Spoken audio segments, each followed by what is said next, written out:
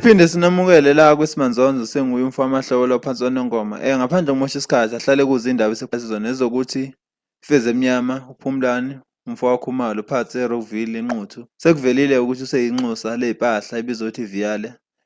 Abantu ngicabanga ukuthi abaqala ukuy'bona lezi iy'mpahla ebey'gqoka umzukulu, phinde y'gqoke futhi nawude encane nabanye-ke abaculi. Lokhu akukhona-ke kumaskandi njengoba elandela abantu abafana njengoGuzane, inxusa laka-Jonathan D, Gcwame Elisha, Khathi, mase kuba u-Alpha Gube, Crowd, nabanye abaningi.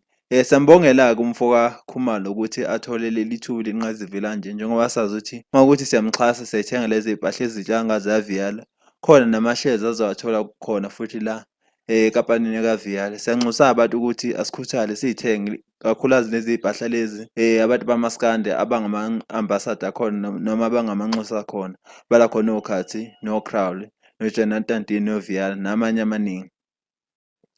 Sengihlabela phambili futhi siyamazi ubaba uSiphuzo Sabatwana othrendayo esikhathini samanje ey'nkundleni zokuxhumana ko-Facebook, ko-Instagram, yonke indawo. Simbonile ukuthi usebiza ama-interview amaningi ko-TV nasemarediyweni njengoba ngoLwesihlanu loluya olwendlule ukwabiza kwi-interview ku-SABC 1 lapho kwabuzwa khona ukuthi waqala nini ukucula, uhlalaphi. Lapho-ke okuvuse khona ukudabukisa kakhulukazi kubantu njengoba edalulile ukuthi uhlala emkhukhwini ongenamanzi. Lokho kuhlike kuy'buza ukuthi kahle kahle amakhansela enza kanjani. Kukhona abantu abaphila ezimeni engagculisi kanje, kodwa-ke lokho kakuzanga nobubi ngoba kukhona ogcina avelele ukuthi engakwazi ukusiza ubaba uSiphuzo ngendlu yokulala. Njengoba sazi ukuthi ubaba uSiphuzo behlala emkhukhwini lo ajwayele uku-ekthela kuwo uma ecula amavidiyo akhe. Siyambongela ubaba uSiphuzo uma kuwukuthi sekukhona usizo futhi akalitholayo, kakhulukazi ngokuthi akwazi ukuthi abize kuma-interview abantu bathinteke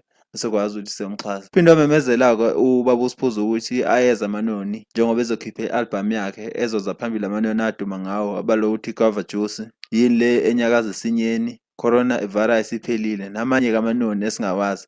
Cela uthi ubaba uSiphuzo simxhase kakhulukazi njengoba ewubaba osemdala la emculweni. Yedwa indawo, ngiyabonga.